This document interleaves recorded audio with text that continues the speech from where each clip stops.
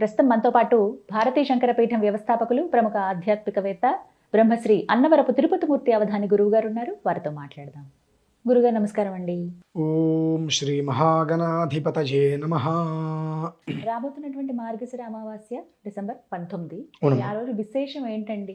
అంటే ప్రతి అమావాస్యకి విశిష్టత ఉంటుందని చెబుతారు కదా, అవును. ఈ మార్గశిర అమావాస్య గురించి తెలియచేయండి. యత్తే దేవా అదధుర్భాగధేయమమావాస్యే సంవసంతో మహిత్వా సా నో యజ్ఞం పిపృహి విశ్వవారే రయిన్నో దేహి సుభగే సువీరం.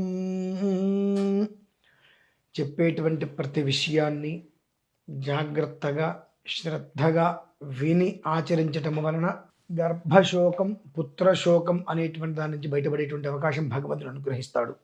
ఒక్క మాట మీకు చెప్పగలను విషయం. అమావాస్య మనకు తిథి ఏదైనప్పటికీ అమ్మా 23, 22, 24, 26 అలా అటు ఇటుగా వస్తూ ఉంటుంది. ఎక్కడో ఒకసారి ఉన్నప్పుడు ఎక్కువగా వెళ్తుంటుంది. అలా ఒక 3 విధానాలు కలిసి వస్తే అది ఏ నక్షత్రంలో అయితే ఉంటుందో ఆ నక్షత్రం ఒకవేళ చతుష్పాది నక్షత్రం కానీ త్రిపాది లాంటిది ఏదైనా వచ్చినా చతుష్పాది అయితే ఆ నక్షత్ర జాతకులకి ప్రమాదం వస్తూ ఉంటుంది. అందులో ప్రధానంగా అమావాస్య 27 గంటలు ఉందండి. అహోరాత్రము అని అంటారు. 27 గంటలు ఉంది. శూలయోగంతో వచ్చింది.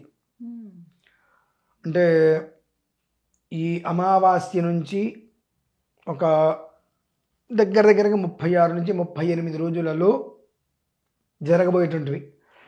ఏ ప్రమాదమైనా జరగవచ్చు, ఎలాంటి సమస్య అయినా ఉత్పన్నం కావచ్చు. పుత్రశోకం, కొంతమందికి గర్భశోకాలు కలిగేటువంటి పరిస్థితి కూడా భయపెట్టట్లేదు, చెప్తున్నాను. అలాగే అదే రోజున శూలయోగంతో పాటుగా 2 నక్షత్రాలు నేను చెప్తాను. ఇందులో స్త్రీలైనా పురుషులైనా ఇంట్లో ఒకరే సంతానం ఉన్నారు, మరి స్త్రీ కావచ్చు పురుషులు కావచ్చు.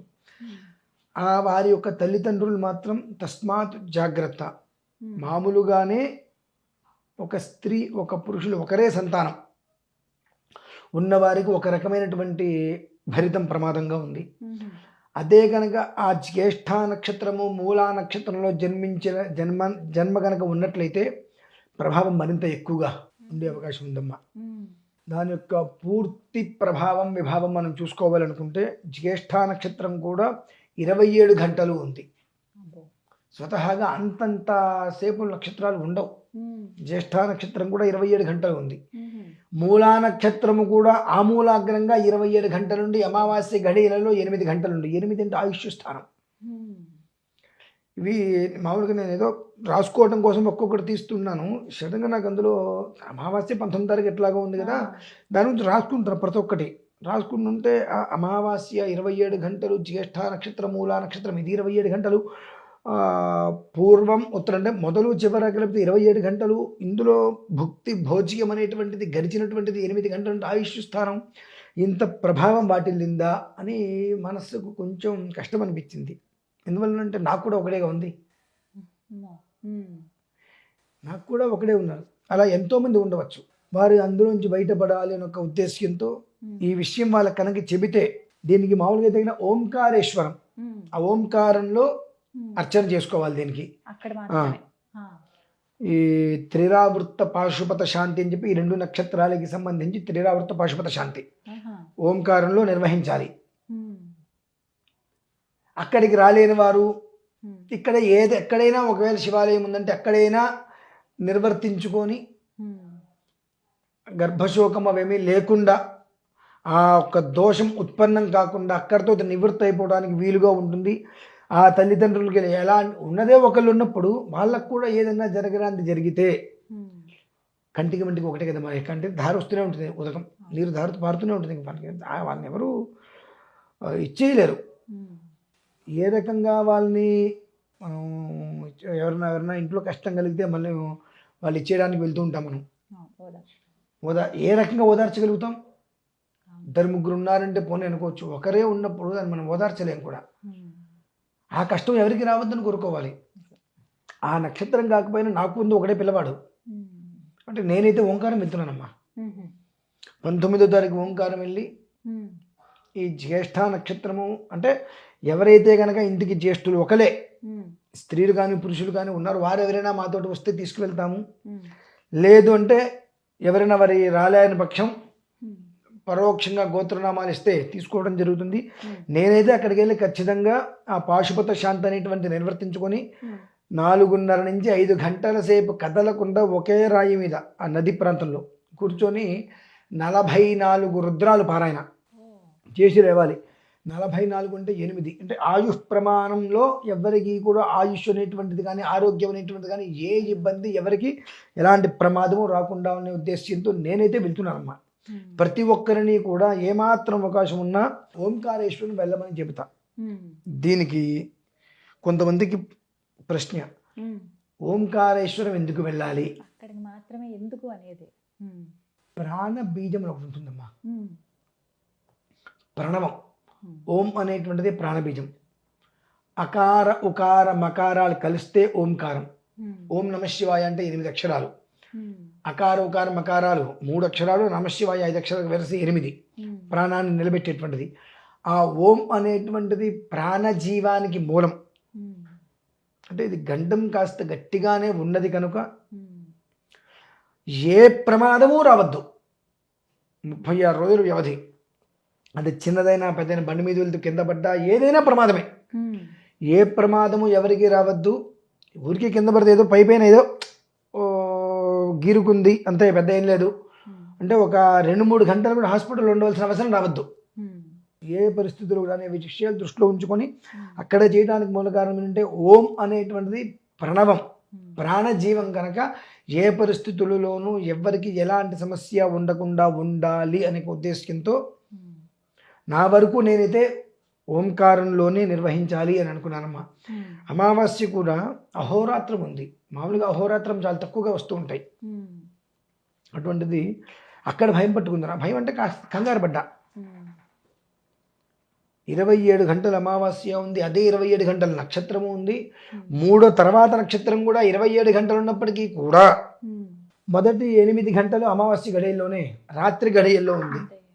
నీ యొక్క ఉద్దేశ్యంతో మనకు చేతనైంది అంటే మనం వైదికంగా ఉంటూ ఎంతోమందికి మంచి జరగాలని ప్రతి విషయంలో ఆచరిస్తూనే ఉన్నాం. ఎంతోమందికి మంచి జరగడానికి ఎన్నో ప్రయత్నాలు చేసి ఉన్నాం కనుక అటువంటిది ఒక్క ప్రయత్నం చేస్తే అంటే నేను ఈ చాలా కాలం తర్వాత అటువంటి విధానాన్ని చూశా. లేదనుకోండి నేను ఇవాళకి వచ్చి చెప్పను, ఒక వారం రోజుల ముందే చెప్పేవాడిని. నేను ముందే చూసినట్లయితే వారం రోజుల ముందే జాగ్రత్త పడండి అని చెప్పి 1కి 10 సార్లు చెప్పేవాడిని. నేను కొన్ని విషయాలపై ఆ గ్రంథాలు తీసి చూస్తూ రాసుకుంటూ ఉండేటప్పుడు ఇవన్నీ వచ్చేటప్పటికి కొంచెం సమయం దగ్గర లేదు. కానీ ఎట్లయినా అందరికి తెలియచేయాలి. దీని గురించి మాత్రం తస్మాత్ జాగ్రత్త ఏదో చెప్పారులే అని అనుకోకండి. వాళ్ళు స్త్రీలు కావచ్చు పురుషులు కావచ్చు ఏ నక్షత్రంలో జన్మించారనేటువంటిది కాదు. ఒకరే కనుక ఉన్నారు అంటే జాగ్రత్త పడండి. ఆ ఒక్కరు జ్యేష్ఠమూల నక్షత్ర జాతకులైతే ఇంకాస్త ఎక్కువ జాగ్రత్త పడండి అనేటువంటి విషయాన్ని తెలియచెప్పాలి. భయపడవలసిన అవసరం లేదు. ఎందువల్లనంటే ఓంకారమమలేశ్వరం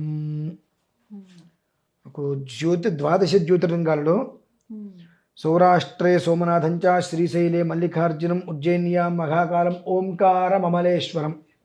ఓంకారేశ్వరుడు అమలేశ్వరుడు ఇద్దరు అక్కడ ఉన్నారు. 4వది 4 అనగా ఇందులోకి వస్తే ధర్మ అర్ధకామ్య మోక్షం వస్తుంది. జాతక భాగంలో వస్తే మాతృస్థానం 4 అనేటువంటిది. ఇందాక మీతో ఏమన్నానమ్మా, గర్భదోషము పుత్రశోకము గర్భశోకము రావద్దు అన్న. వస్తే తల్లికేగా వచ్చేది ఆ బాధ కనుక ఆ బాధ రావద్దనే ఉద్దేశ్యంతో ఓంకారం అమలేశ్వరం అనేటువంటిది ఆ ఓంకారేశ్వర క్షేత్రం ద్వాదశ జ్యోతిర్లింగాలలో 4 అంటేనే మాతృస్థానం. ఆ మాతృస్థానంలో నిలబడి మనం ఓం అనేటువంటి ప్రాణ బీజంతో చేసేటువంటి మహాక్రతువునకు గుడ్డి కూడా కాదు మెల్లకన్నా కాదు చక్కగా కనిపించేటువంటి వ్యక్తికి ఏదో ఎక్కువగా ఫోన్లు చూడటం వలన లేదంటే ఏదన్నా శరీరంలో ఏదన్నా విటమిన్ లోపం లాంటిది ఏదన్నా వస్తే కాస్త సైట్ లాంటిది వస్తుంది చూసారా అండి. కళ్ళజోడు పెట్టుకోవడానికి ముందు కాస్త మసగ్గా అటువంటి దాంతో బయటపడాలి. గుడ్డి కూడా వద్దు మెల్ల కూడా వద్దు, కేవలం మసక వచ్చింది ఏదో కాస్త అనేటువంటి చిన్న దెబ్బతో బయటపడాలి తప్ప ఎవరికి ఏ సమస్య రావద్దు అన్న విషయాన్ని ప్రతి మనిషికి తెలియచేయాలని ఉద్దేశం ఉన్నది. ఇప్పుడు అక్కడ జరిపించేటువంటి కార్యక్రమం ఏంటండి మీరు వెళ్ళి చేసేటువంటిది? జ్యేష్ఠమూల నక్షత్ర పాశుపత శాంతమ్మ, మ్మ్. త్రిరావృత్తంగా, త్రిరావృత్త పాశుపత శాంతి. ఇప్పుడు ఎవరైనా వీటికి నమోదు చేసుకోవాలన్నా అంటే మా పేరు మీద కూడా చేయించండి అని చెప్తే చేస్తారు. వాళ్ళ గోత్రం పేరు రిజిస్టర్ చేంజ్ చేసుకుంటే మ్మ్. అంటే అమావాస్య ఉదయానికి అక్కడ ఉంటాం మేము. మ్మ్. అయితే ముందుగానే ఉండి 19వ తారీఖు ఉదయం నుంచి మ్మ్.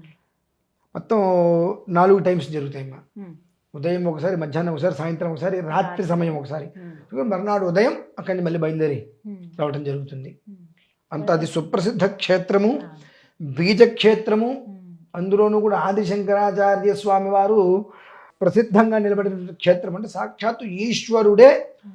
అక్కడ నిలిచి ఉన్నటువంటి క్షేత్రం అది. కనుక ఆ క్షేత్రంలో చేసినట్లయితే మ్మ్.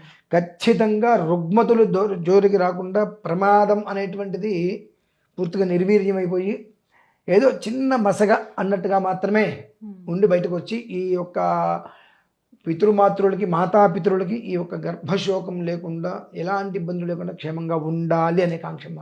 మ్మ్. అది విషయం. మంచి సంకల్పం చేశారు. ఆసక్తి ఉన్నవాళ్ళు, అవసరం ఉన్న వాళ్ళు ఫోన్ నెంబర్కి చేస్తే వస్తే మంచిది. ఆహా. ప్రత్యక్ష ఎన్నో మనకు రోజు సంపాదన ఉంటుంది, రోజు సంపాదన ఉంటే రోజు పనులు ఉంటాయి. మ్మ్. ఒక 3 రోజులు టైం పెట్టుకొని మ్మ్. అమావాస్య రోజు నాటికి అక్కడికి వచ్చేట్టుగా చేసుకొని, మ్మ్. అక్కడ వచ్చి మమ్మల్ని కలిసినా పర్లేదు, అయితే అక్కడికి వచ్చి అక్కడ స్నానం చేసి అక్కడ ఏదైనా ఒక రాయిని తీసుకొని అదే ఈశ్వరుడు భావించి మ్మ్. నేను అభిషేకం చేసుకుంటాను అన్న నష్టం లేదు. మ్మ్. ఆ విధంగా నేను చేసుకోవచ్చు. ఆ ఒక్క రోజుకు మాత్రం ఎన్ని పనులున్నా పక్కన పెట్టుకుని అక్కడికి వెళ్ళటానికి, లేదా అక్కడికి వెళ్తుంటే అక్కడ అందులో పరోక్షంగా అయినా నిర్వర్తించుకునే ప్రయత్నం చేయడం శ్రేయస్కరం. మ్మ్. అది మంచిగా విషయం. వివరించారండి. ఒక హెచ్చరిక ఇది ఒక రకంగా చెప్పాలంటే. అంతే కదా. మ్మ్. అంటే ఆ మాట చెబితే ఇప్పుడు ఎలా ఉంటారంటే వీళ్ళంతా మన మీద భయపెట్టామనుకుంటారు. వాళ్ళని భయపెడితే మనకేమన్నా లాభం అమ్మా? మ్మ్. ఇప్పుడు ఇందులో భయపెట్టాను కూడా నాకుంది ఒకటే కదా కొడుకు. మ్మ్. వాళ్ళు ఎవరి గురించి కాకపోతే నేనైనా వెళ్ళి చేసుకోవాల్సిందే. మ్మ్.